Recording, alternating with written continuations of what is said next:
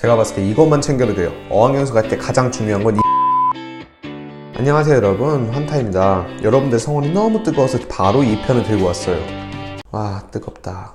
너무 좋다. 아직 1편 안 보신 분들 있다면 1편부터 보고 오시는 거 추천드릴게요. 물론 2편부터 보셔도 상관없습니다. 그러면 저번에 예고드린 것처럼 오늘은 이 순서대로 갈 거고요. 첫 번째부터 바로 시작해 볼게요. 첫 번째, 홈스테이, 기숙사 어떤 걸 선택해야 하느냐. 유학원에서는 보통 홈스테이를 추천하는데요. 그 이유는 초기에 현지 적응에 도움이 되기 때문에 주로 추천합니다. 처음에 환경 적응을 위해서는 홈스테이가 확실히 유리하기 때문에 초반에 홈스테이로 시작해서 나중에 숙소로 옮기던가, 홈스테이가 잘 맞는다 싶으면 연장하면 되는 거예요. 아니면 외국인 친구들이랑 쉐어하우스에서 생활해보는 것도 괜찮은 경험이 될 거예요. 그러나 한국인들끼리 쉐어하우스에서 생활하는 건 비추합니다. 그럼 어차피 한국에서 사는 거랑 다를 게 없어지니까요. 두 번째, 한국인 비율은 어떻게 해야 하는가. 한국인들은 영어를 쓰는데 서로 눈치를 너무 많이 봅니다. 그래서 서로 경쟁 의식이 너무 심해져서 금방 지쳐버리거나 아니면 그냥 다 같이 놀자판이 돼버리는 거죠. 그렇다고 한국인이 아예 없으면 적응하는데 또 어려움을 겪게 되고요. 그래서 1화에서도 말씀드렸듯이 한국인 비율은 너무 많지 않고 너무 없지 않은 곳으로 가는 걸 추천드립니다. 그런데 필리핀이나 몰타 같이 1대1 수업이 대부분인 곳은 한국인 비율이 크게 상관이 없어요.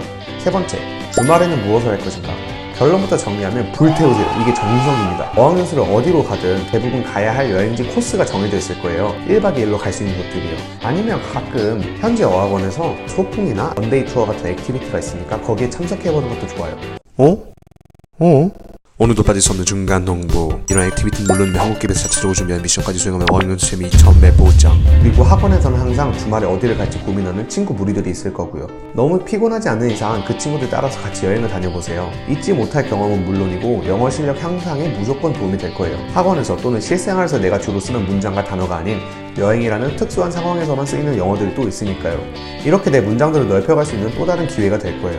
네 번째, 어학연수 중 돈을 얼마나 써야 하는가. 어학원비, 비행기, 숙소 다 결제하고 나면 고민되는 게 생활비에 대한 고민을 하실 거예요. 결론부터 얘기하면 한국이랑 비슷하게 사용하게 될 거예요.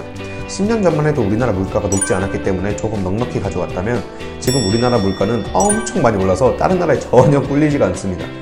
아, 이거 좋은 소식인가? 그렇기 때문에 뉴욕과 같은 세계에서 가장 비싼 도시 탑 10에 드는 도시들을 제외하고 런던과 같이 물가가 조금 비싸다고 생각하는 곳에 가게 되면 조금씩 절약하면서 한국이랑 비슷한 규모의 돈을 사용하게 될 거예요. 그렇다면 한 가지 의문. 필리핀, 몰타, 말레이시아 같이 한국보다 물가가 싼 나라에 가면 어떨까요? 결론은 한국이랑 똑같이 씁니다.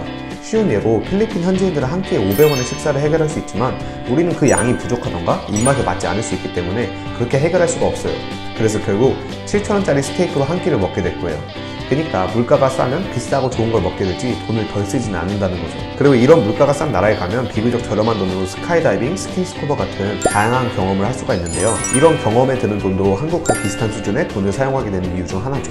그래서 결론은 한국에서 내가 쓰는 돈에다가 비상금을 챙겨가면 바람직합니다. 물론 떠나기 전에 내가 꼭 해야 할 투어나 활동들이 있다면 미리 예산을 선정해주는 것도 필요하고요. 그럼 이제 마지막, 어학연수가 끝난 뒤에 무엇을 해야 하는가? 어학연수가 끝난 시점이 되면 원래 생활로 돌아올 생각을 하게 될 텐데요. 이런 여러 가지 고민들을 떠나서 외국의 삶을 즐겨보는 것도 하나의 방법이라고 생각되어서 제가 몇 가지 권해드릴게요. 첫 번째, 여행.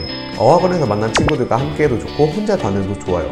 어학연수가 끝난 뒤에 하는 여행은 자신의 영어가 세상에 통한다는 자신감을 얻기도 하고 동시에 아직 부족한 것들을 스스로 체크하고 한국에 돌아가서 어떤 것을 할지 계획을 세울 수 있을 거예요. 또 동기부여는 덤으로 낭낭히 담아가시고요. 두 번째, 봉사. 대부분 해외에서 진행되는 봉사활동들은 노동이나 의무에 초점이 맞춰진 게 아니라 여가의 개념으로 즐기고 있어요. 그렇다 보니 다들 여유로운 마음으로 참가해서 다양한 국가의 사람들과 쉽게 친해지며 새로운 활동을 할 수 있는 기회인 거예요. 어학연수 뒤 봉사활동은 업무에 사용되는 영어를 익히기도 좋으며 새로운 환경의 외국인 친구들과 더 대화를 할 수 있는 기회인 거죠. 세 번째, 워킹홀리데이. 개인적으로 워홀은 좀 어렵다고 생각하는데요. 자신이 어학을 충분하게 했고 어학에 대한 자신감이 생겼다면 길게 말고 3-4개월 정도 일이나 아르바이트를 하면서 어학연수 뒤로 회수해서 돌아오는 것도 권장드릴게요. 영어를 좀 더 사용하면서 공부도 되고 돈도 벌고 일석이조가 되는 거죠.